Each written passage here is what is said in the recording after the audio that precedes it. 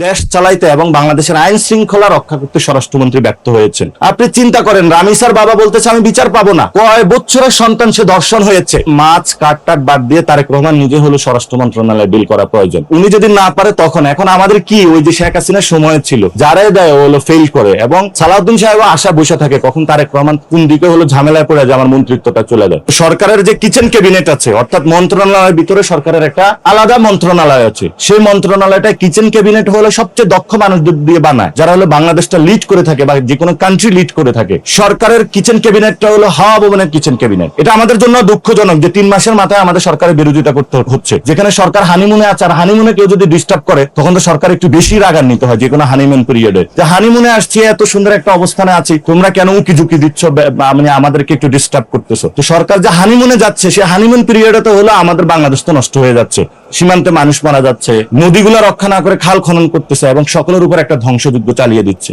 এটা তো আসলে আমরা মানতে পারবো না। এটা হলো একটা ছাত্র দলের যে হলো ওই মন্ত্রী হাবিবুর রশিদ থেকে কি যেন নাম, যে হলো লাল বাসের পিছনে দৌড়ায়, ও মানতে পারবে, আমি কিন্তু মানতে পারবো না, কারণ আমার মগজ আছে, ওর মগজ নাই। ও দৌড়াইতে পারবে, আমি দৌড়ানোর লোক না। রামিসার বাবা কখনো সরকারকে ক্ষমা করবে না। রামিসার বাবা এনসিপি করে না। রামিসার বাবার কেন তার সন্তানকে কেন হলো ধর্ষণ করা হয়েছে, সীমান্তে যে মানুষটা মারা গিয়েছে তার বাবা হলো এনসিপি করে না, সে কোনো দল করে না, সে একটা দলে বুঝে যে আমি বাংলাদেশের ট্যাক্সের টাকা দেয়, বাংলাদেশ আমাকে নিরাপদ করবে। যে চোর তো চুরি করেছে, চোরের উপরে আরো হলো মহা চুরি করতেছে, ভোট তো চুরি করেছে, এখন মনে করছে যে ঠিক আছে অনেক সময় চোরও হলো সাধু হয়ে যায়, কিন্তু এই তো দেখি বড় চোর আর বড় ডাকাতির হলো প্রস্তুতি নিচ্ছে। যে মানুষ তো নামবেই, সেটাতে এনসিপি ইনশাল্লাহ লিড দিবে, এনসিপি মানুষের সাথে থাকবে ইনশাল্লাহ। এখন অনেকে বলে গণ অভ্যুত্থান হবে না, এখানে তো গণ অভ্যুত্থান না হলে তো আরো জিনিস সুন্দর হবে, তাহলে বিপ্লব হবে বাংলাদেশে, সমস্যা কোথায়? গণ অভ্যুত্থানের তো তাহলে এবার মানুষ সচেতন হয়েছে, এবার বড় জিনিসে যাবে ইনশাল্লাহ। ভবিষ্যতে বাংলাদেশের যে আলেম ওলামাদের জগৎটাতে অনেকাংশে কিন্তু নেতৃত্ব দিব, সাহিত্য জগৎ থেকে শুরু করে রাজনীতি সব জায়গাতে ইনশাল্লাহ ওনারা নেতৃত্ব দিবেন। তো আমরা ন্যাশনাল ওলামা অ্যালায়েন্স যখন গঠন করেছিলাম, আমরা বলছি যে আপনারা হলো শুধু একটা সেক্টরে পড়ে না থাকে, বাংলাদেশের সমসাময়িক ইস্যু থেকে প্রত্যেকটা জায়গায় আপনাদের পদচারণা থাকতে হবে, কথা বলতে হবে, মেন স্ট্রিম জায়গায় হলো আপনাদের কাজ করতে হবে। ওনারা ইনশাল্লাহ সে কাজটা শুরু করেছেন এবং তাদের এই কাজের উত্তরোত্তর সফলতা আমরা কামনা করি। তুষার ভাই অনেক ভালো কথা বলেছেন, অনেকগুলো পয়েন্ট নিয়ে এসেছেন। তবে যে জায়গায় এখন চামড়া শিল্পের খেলাটা চলে, খেলাটা কিন্তু এই জায়গায় না, খেলাটা হলো আরেকটু উপরে চলে গিয়েছে, অর্থাৎ আমরা আছি র ম্যাটেরিয়ালস যুগে, চামড়া শিল্পের জায়গাটা চলে গেছে ব্র্যান্ডিং এর যুগে। অর্থাৎ আপনার 3টা সেক্টরে এখন এই রিলেটেড কাজ হয়ে থাকে। একটা হলো যে সিনথেটিক যে প্রোডাক্টগুলো আছে সেগুলা শিল্প জগতে ব্যবহার করাটা অনেক সহজ এবং প্রোডাকশন রেটের আপনার এরোটা অনেক কম আসে, কিন্তু চামড়াতে এই জায়গাটা বেশি আসে। আবার হলো নতুন যে এনভায়রনমেন্টালিস্ট যারা আছে তারা আওয়াজ তুলেছে যে বায়োডিগ্রেডেবল যে প্রোডাক্ট গুলো আছে সেগুলো দিয়ে আমাদের অ্যাক্সেসরিজ গুলো নির্মাণ করতে হবে। ফলত লেদার ইন্ডাস্ট্রিতে কিন্তু আরো নতুন করে 2টা সেক্টর অ্যাড হয়েছে। অ্যাড হওয়ার কারণে লেদার ইন্ডাস্ট্রিটা একটু কলাপস করেছে। তো আমি আজকে এটা সকালে পড়াশোনা করতেছিলাম, কিন্তু হাই প্রিমিয়াম যে ভ্যালু এডেড যে এডিশন গুলা লাইক দ্য গুচি অথবা লুইস ভিটন থেকে শুরু করে যে ইন্টারন্যাশনাল যে ব্র্যান্ড গুলা, যেগুলো আমাদের এই এমপি মন্ত্রীরা দেশের টাকা চুরি করে বিদেশে গিয়ে বাজার করে, যে রাষ্ট্রপতি কয়েকদিন আগে অসুস্থতার ভান করে গিয়ে লন্ডনে মার্কেটে ঢুকেছে, উনি কিন্তু আমাদের চামড়া শিল্প এখানে সংরক্ষণ না করে ওইখানে গিয়ে এটা দিয়ে যে ব্র্যান্ডেড প্রোডাক্ট গুলা তৈরি হয়, এখানে যে চামড়ার দামটা হলো বিক্রি হয় 200, 300, 500 টাকায়, সেটা উনি কিন্তু ওইখান থেকে 50 লক্ষ টাকা দিয়ে হলো ক্রয় করে থাকে। তো এটা হলো আমাদের যেই মাপে আমরা এখন খেলতেছি র ম্যাটেরিয়ালস, এই র ম্যাটেরিয়াল সেক্টর যেমন থাকবে, হাই ইন্ড প্রোডাক্ট অর্থাৎ ফিনিশড প্রোডাক্ট ভ্যালু এডিশন যোগ করে ব্র্যান্ডেড প্রোডাক্টে আমাদেরকে যেতে হবে। অর্থাৎ আপনি যদি কোথাও যান, মেড ইন ইতালি লেখা থাকে, made in turkey, made in Vietnam, made in India লেখা থাকে এই চামড়া শিল্পের যে জগৎগুলো আছে। যেমন আমি এক জোড়া জুতা ব্যবহার করি, 2500 টাকা দিয়ে কিনছি, এটা হলো পুরাটাই চামড়া দিয়ে তৈরি এবং পড়তে খুবই আরামদায়ক। আপনি বাটা শোরুমে যাবেন, বলবে যে যারা হলো জুতা দেয় তারা বলবে যে এটা হলো চামড়া, এবং খুব গর্ব করে আমরা কিন্তু ওই প্রোডাক্টটা ক্রয় করে থাকি, যে আমাদের শরীর ভালো থাকবে এবং শরীরে কোনো ক্ষতি হবে না, অনেক রোগ থেকে আমরা হলো নিরাপদ থাকবো।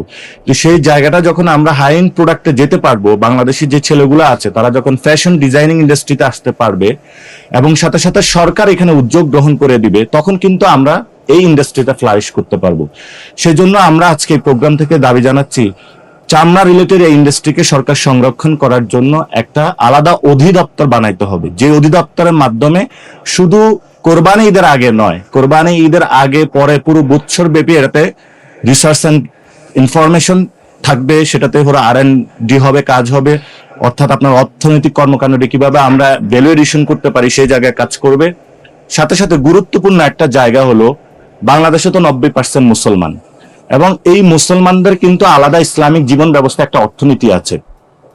ধরেন সাক্কা, হেবা, দান, জাকাত, আপনি যদি বাংলাদেশের কম্বাইন্ড এই 90% মানুষের জাকাত অ্যাড করেন, এটা বাংলাদেশের যে ট্যাক্স উঠে, ট্যাক্সের চেয়ে এটা হলো 3/4x হলো ছাড়িয়ে যাবে।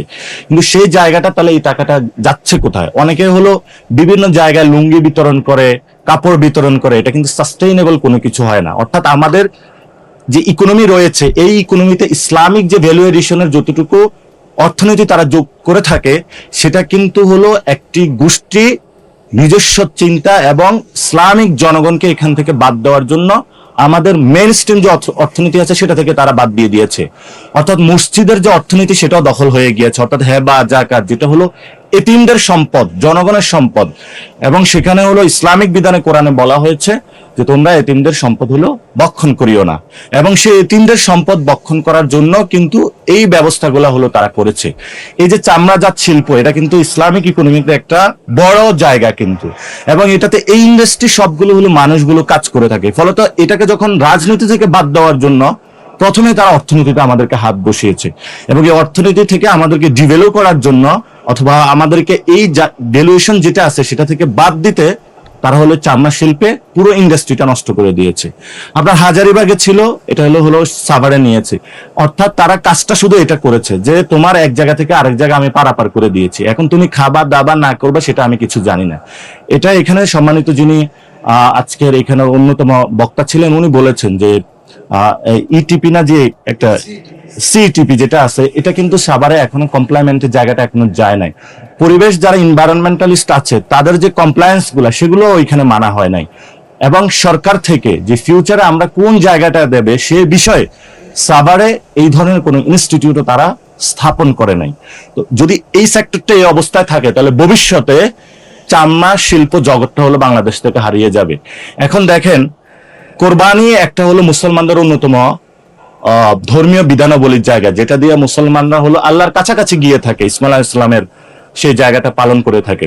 তাহলে দেখেন, বাংলাদেশের বিগেস্ট যদি আপনি বলেন অর্থনীতিতে একটা কিন্তু দুইটা ঈদে মানুষ কেনা বেচা বেশি করে থাকে, তারপরে হলো এই যে কোরবানির একটা বড় অর্থনৈতিক কর্মকাণ্ড হয়ে থাকে। তাহলে দেখেন, গরুটা যে এসে সেটা গরুর জাতগুলো বাংলাদেশে ধ্বংস করে দেওয়া হয়েছে।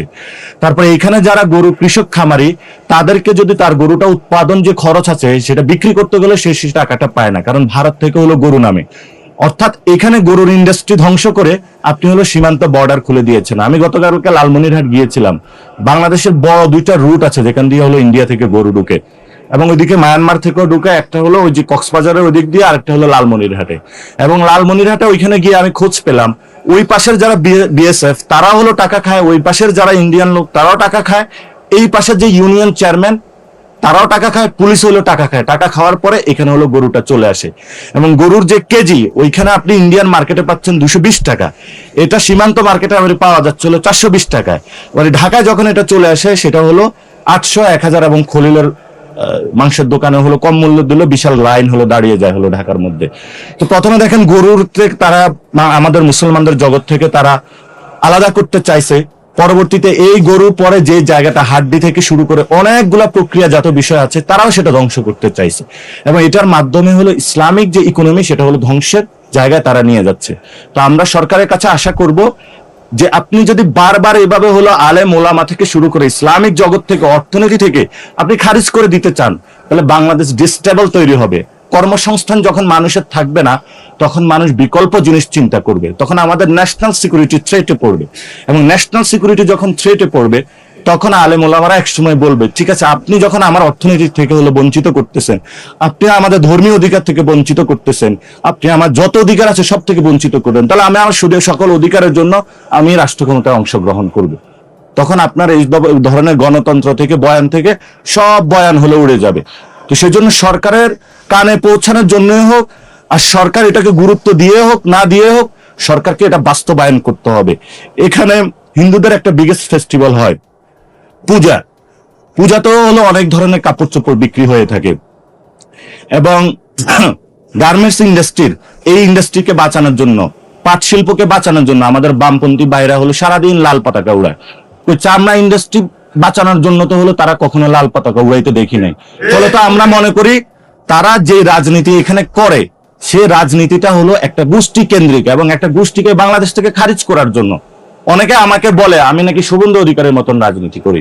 শুভেন্দু অধিকার হলো মানে কমিউনাল রাজনীতি করি, কিন্তু আমি কমিউনিটির রাজনীতি করি। কমিউনিটির রাজনীতিটা হলো আমাদের এখানে একটা বড় মুসলিম জনগোষ্ঠী রয়েছে, আমি তাদের পক্ষে দাঁড়াচ্ছি এই জন্য তাদেরকে অধিকাংশ তাদের অধিকার থেকে হলো তাদেরকে বঞ্চিত করা হচ্ছে, তাদের অর্থনৈতিক থেকে শুরু করে।